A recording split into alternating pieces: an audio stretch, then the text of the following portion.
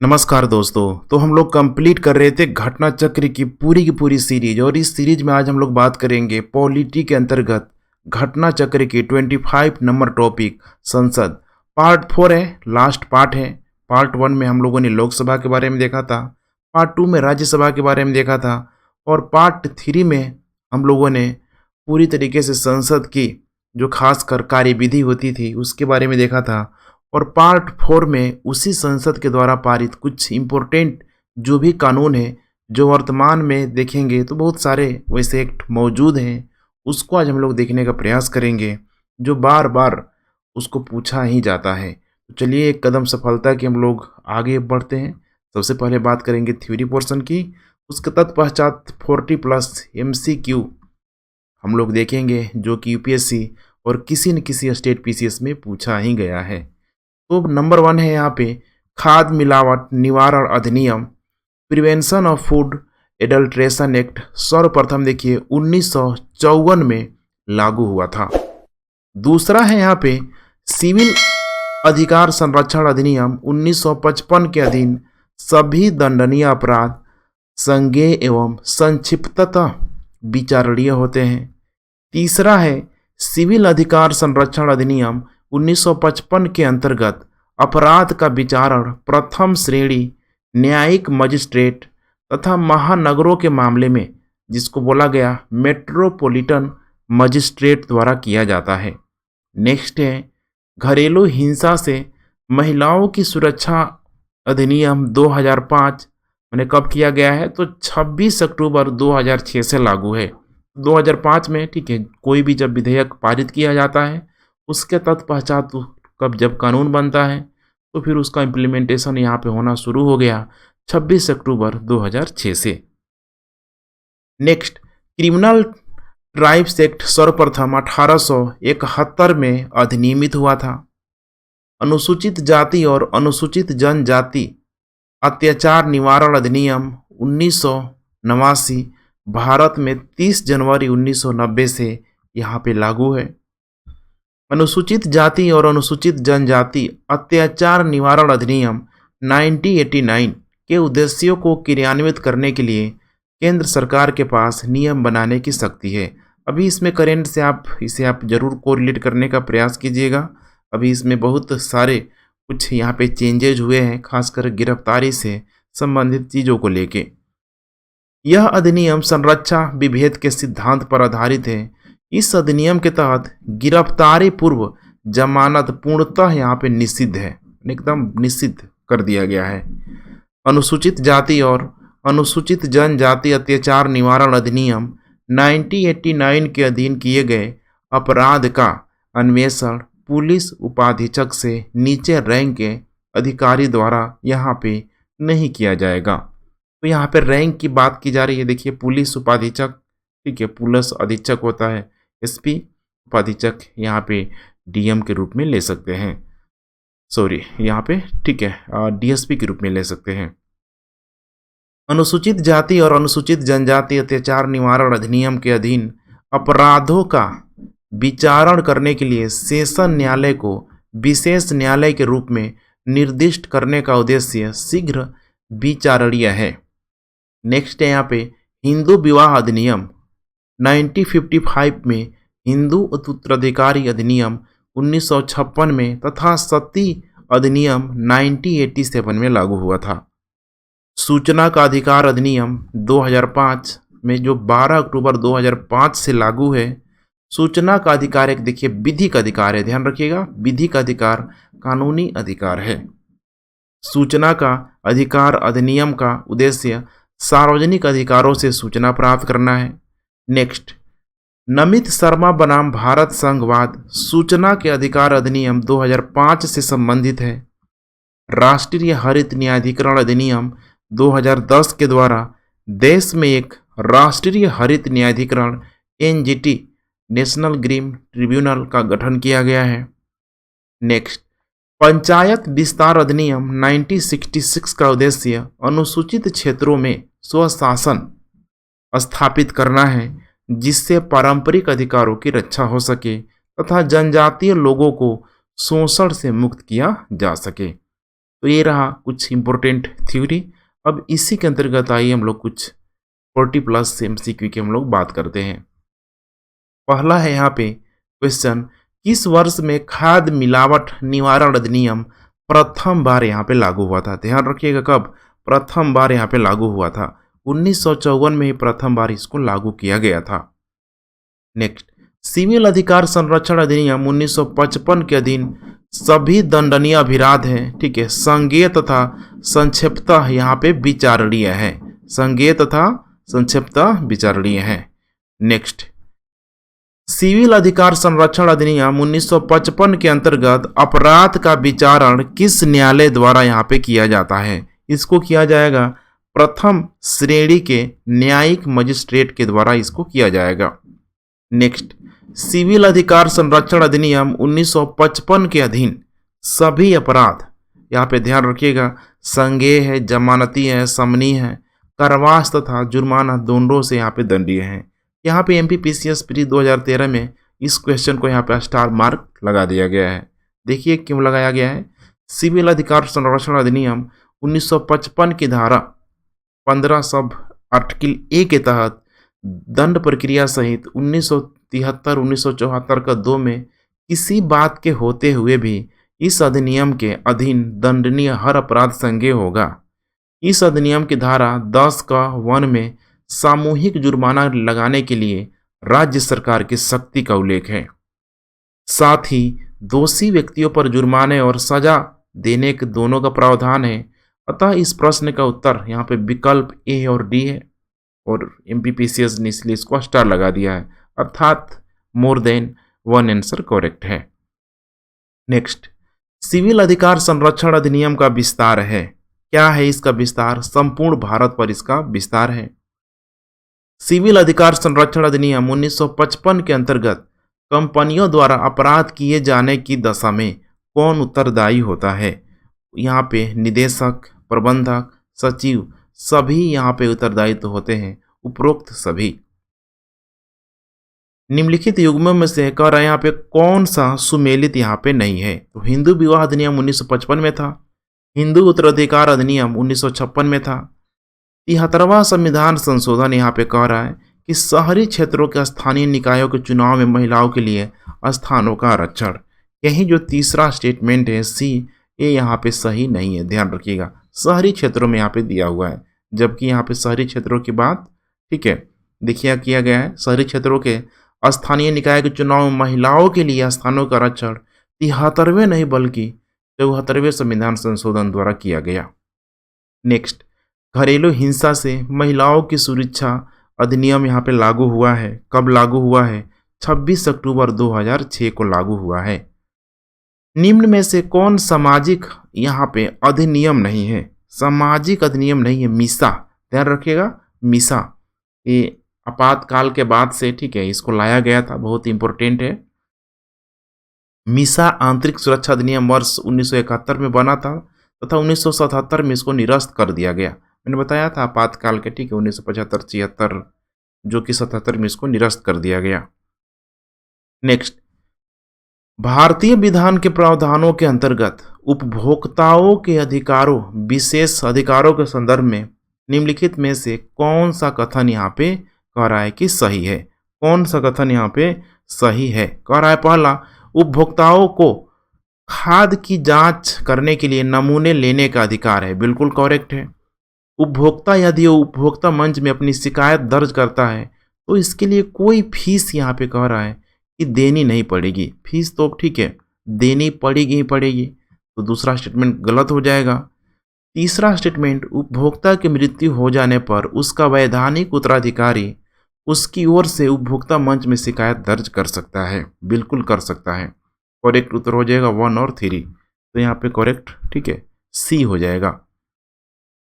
Next, criminal tribe act सर्वप्रथम कब यहाँ पे अधिनियमित हुआ था? कब अधिनियमित हुआ था? 1871 में यह अधिनियमित हुआ था। अनुसूचित जाति और अनुसूचित जनजाति अत्याचार निवारण अधिनियम 1989 प्रवृत्त हुआ था। ये हुआ था यहाँ पे, इसका करेक्ट उत्तर हो जाएगा 1 जनवरी 1990 को, ध्यान रखिएगा 1 जनवरी 1990 को, ठीक है। तो यहाँ पे 1 मिनट, ठीक है, यहाँ पे दिया हुआ एक्सप्लेनेशन में, यह अधिनियम 30 जनवरी 1990 को, सॉरी, ठीक है, 1 जनवरी नहीं होगा, यहाँ पे हो जाएगा 30 जनवरी 1990 को। नेक्स्ट, अनुसूचित जाति तथा अनुसूचित जनजाति के किस अधिनियम के अंतर्गत अत्याचार निवारण कानून यहाँ पे लाया गया था? किसके द्वारा यहाँ पे लाया गया था? वो था अधिनियम 1989। अनुसूचित जाति एवं अनुसूचित जनजाति अधिनियम 1989 के उद्देश्यों को क्रियान्वित करने के लिए नियम बनाने की शक्तियाँ किसे प्राप्त है? ये प्राप्त है यहाँ पे केंद्र सरकार को प्राप्त है। अनुसूचित जाति और अनुसूचित जनजाति अधिनियम 1989 के अधीन किसी लोक सेवक द्वारा धारा 3 के अधीन अपराध किए जाने पर कम से कम दंड का प्रावधान है। कितने दिनों का? 1 वर्ष का यहाँ पे कम से कम प्रावधान है।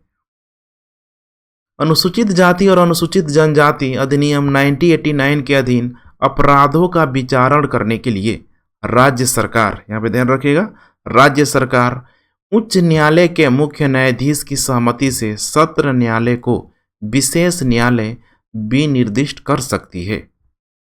नेक्स्ट 70 नंबर, अनुसूचित जाति और अनुसूचित जनजाति अधिनियम अनुसूचित जाति और अनुसूचित जनजाति की उन्नति के लिए एक प्रावधान है जो निम्न में से किस एक सिद्धांत पर यहाँ पे आधारित है? वो है यहाँ पे करेक्ट उत्तर संरक्षा विभेद का सिद्धांत। ध्यान रखिएगा, संरक्षा विभेद का सिद्धांत। नेक्स्ट 80 नंबर, अनुसूचित जाति और अनुसूचित जनजाति अधिनियम 1989 के अंतर्गत सामूहिक जुर्माना अधिरोपित और वसूल करने की शक्ति किसे है? ये जो शक्ति जो यहाँ पे प्राप्त है राज्य सरकारों को प्राप्त है। अनुसूचित जाति और अनुसूचित जनजाति अधिनियम 1989 के अधीन अपराध अभियोजन में न्यायालय निम्न में से क्या उपधारित कर सकता है? ठीक है, ध्यान रखिएगा, क्या उपधारित कर सकता है? दुष्प्रेरण, सामान्य आशय, सामान्य उद्देश्य। तो यहाँ पे करेक्ट उत्तर हो जाएगा उपरोक्त सभी। देख पा रहे हैं यहाँ पे सब 1989 के धारा 8 के अधीन। अनुसूचित जाति एवं अनुसूचित जनजाति अधिनियम 1989 की निम्नलिखित में से किस धारा में भारतीय दंड संहिता आईपीसी के कतिपय उपबंधों का लागू होना उपबंधित है? ये हो जाएगा धारा 6 के अंतर्गत। अनुसूचित जाति एवं अनुसूचित जनजाति अधिनियम 1989 के अंतर्गत किस धारा में विशेष न्यायालय की व्यवस्था का यहाँ पे प्रावधान किया गया है? धारा हो जाएगा 14। अनुसूचित जाति एवं अनुसूचित जनजाति, यहाँ पे ध्यान से देखते चलिए, धाराओं की बात की जा रही है। अधिनियम 1989 के अंतर्गत किए गए अपराधों के लिए जांच अधिकारी कितने दिनों में अपनी रिपोर्ट को सौंपेगा? उसकी टाइम पीरियड हो जाएगा यहाँ पे 30 डेज। अनुसूचित जाति और अनुसूचित जनजाति अधिनियम 1989 के अधीन निम्न में से क्या पूर्णतः यहाँ पे निषिद्ध किया गया? क्या यहाँ पे किया गया? पूर्णतः देखिए यहाँ पे जो निषिद्ध किया गया, गिरफ्तारी पूर्व यहाँ पे जमानत, गिरफ्तारी के ठीक है पहले यहाँ पे जमानत निषिद्ध कर दिया गया। अनुसूचित जाति एवं अनुसूचित जनजाति अधिनियम 1989 की निम्नलिखित में से किस धारा में अग्रिम जमानत यहाँ पे प्रतिबंधित है? यहाँ पे धारा पूछ लिया, धारा हो जाएगा 18। अनुसूचित जाति और अनुसूचित जनजाति अधिनियम 1989 के अधीन किए गए अपराध का अन्वेषण ऐसे पुलिस अधिकारी द्वारा किया जाएगा जो कम से कम, देखिए यहाँ पे उप अधीक्षक रैंक से यहाँ पे कम ना हो। ध्यान रखिएगा, उप अधीक्षक रैंक से यहाँ पे कम ना हो। निम्नलिखित शक्तियों में से कौन सी एक अनुसूचित जाति और अनुसूचित जनजाति अधिनियम के अधीन विनिर्दिष्ट विशेष न्यायालय को यहाँ पे नहीं दी गई है?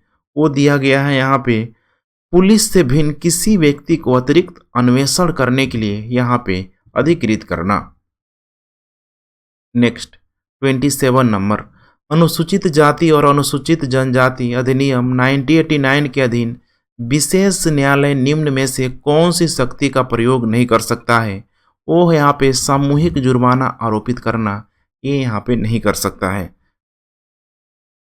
अनुसूचित जाति और अनुसूचित जनजाति अधिनियम 1989 के अधीन अपराध के लिए अभियोजन में अभियुक्त अपने बचाव में अभिवाहक नहीं ले सकता है, ठीक है, या नहीं ले सकता है कि, यहाँ पे की लगा दिया है, क्यों नहीं ले सकता है, यहाँ पे कार्य निजी प्रतिरक्षा के अधिकार के प्रयोग में किया गया था।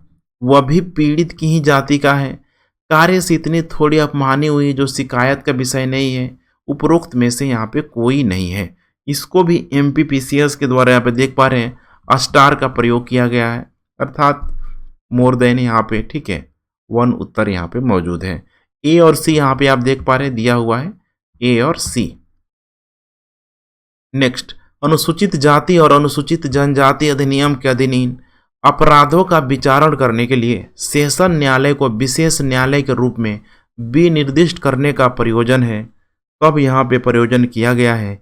शीघ्र विचारण के लिए।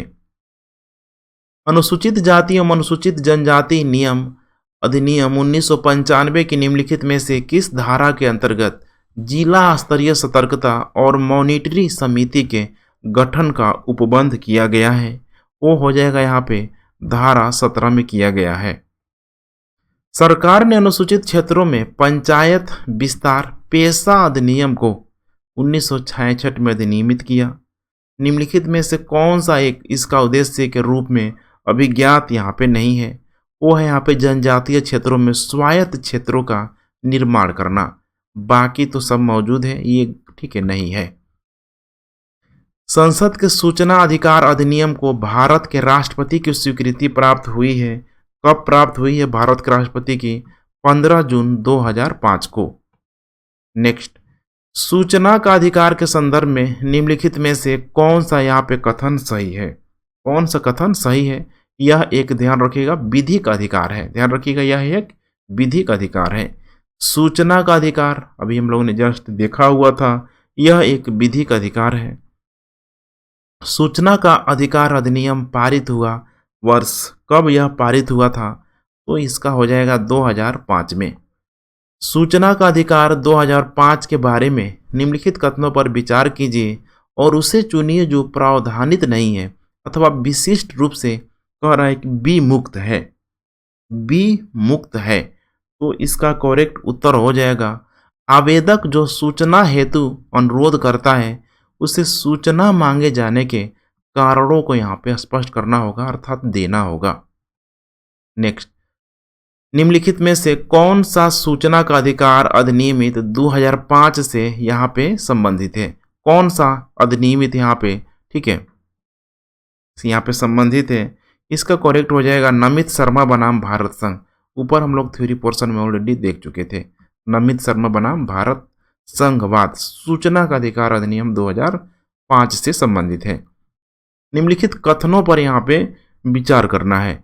सूचना का अधिकार अधिनियम साधारणतः नौकरशाही में उत्तरदायित्व का मनोभाव बढ़ाने के लिए जिम्मेदार रहा है। बिल्कुल सही है। कथन नहीं होगा, यहाँ पे कारण होगा दूसरा में। इससे वांछित प्रभाव उत्पन्न करने के लिए अभी मीलों तक यात्रा करनी है। ये भी यहाँ पे करेक्ट स्टेटमेंट है। कथन भी सही है, कारण है, लेकिन देखिए यहाँ पे कथन, ठीक है, अगर कारण होता तो स्टेटमेंट सही हो जाता। इसीलिए यहाँ पे हम दे सकते हैं कि ए और आर दोनों सही है, लेकिन जो कारण है कथन की सही व्याख्या नहीं करता है। 39 नंबर, सूचना का अधिकार अधिनियम का उद्देश्य है सार्वजनिक अधिकारियों से सूचना प्राप्त करने की पहुंच। बिल्कुल यहाँ पे करेक्ट स्टेटमेंट है। किस उच्च न्यायालय ने अपने महत्वपूर्ण फैसले में कहा है कि आरटीआई आवेदक को सूचना के अधिकार के अंतर्गत सूचना मांगने का कारण अवश्य यहाँ पे बताना चाहिए? मद्रास उच्च न्यायालय ने ये बोला है। अनुसूचित जनजाति एवं अन्य पारंपरिक वनवासी माने वन अधिकारों की मान्यता अधिनियम 2006 के अधीन व्यक्तिगत या सामुदायिक वन अधिकारों अथवा दोनों की प्रकृति एवं विस्तार के निर्धारण की प्रक्रिया को प्रारंभ करने के लिए कौन यहाँ पे प्राधिकारी होगा? वो हो जाएगा यहाँ पे करेक्ट उत्तर ग्राम सभा। राष्ट्रीय हरित न्यायाधिकरण अधिनियम 2010 भारतीय संविधान के निम्नलिखित में से कौन से प्रावधान के अनुरूप अधिनियमित हुआ था या फिर वो हुए थे? कौन से प्रावधान के अंतर्गत? इसका, ठीक है, करेक्ट उत्तर हो जाएगा स्वस्थ पर्यावरण के अधिकार के अनुरूप है जो अनुच्छेद 21 के अंतर्गत जीवन के अधिकार का अंग माना जाता है। तो करेक्ट स्टेटमेंट इसका हो जाएगा सिर्फ और सिर्फ, ठीक है, पहला अर्थात केवल ए। नेक्स्ट, भूमि अधिग्रहण अधिनियम 1894 के संदर्भ में निम्नलिखित में से कौन सा कथन यहाँ पे सत्य कह रहा है कि नहीं है? इसका करेक्ट उत्तर हो जाएगा, इसका उद्देश्य भारत में भूमि सुधार प्रक्रिया को बढ़ावा देना। ध्यान रखिएगा, भूमि सुधार को प्रक्रिया को यहाँ पे बढ़ावा देना, ये यहाँ पे सही करेक्ट उत्तर नहीं है। करेक्ट उत्तर यहाँ पे देख रहे हैं, ठीक ठीक है, यहाँ पे हो जाएगा, यहाँ पे सही नहीं अर्थात बी। लास्ट है यहाँ पे, भारत सरकार ने वन संरक्षण अधिनियम किस वर्ष में अधिनियमित किया था? किस वर्ष में किया हुआ था? 1980 में। ध्यान रखिएगा, 1980 में यहाँ पे किया गया था। यहाँ पे देख पा रहे हैं आप, दोबारा से आप मैचिंग कर सकते हैं। तो ठीक है फ्रेंड्स, रिवीजन करते रहे। थैंक्स फॉर वॉचिंग एंड जय हिंद।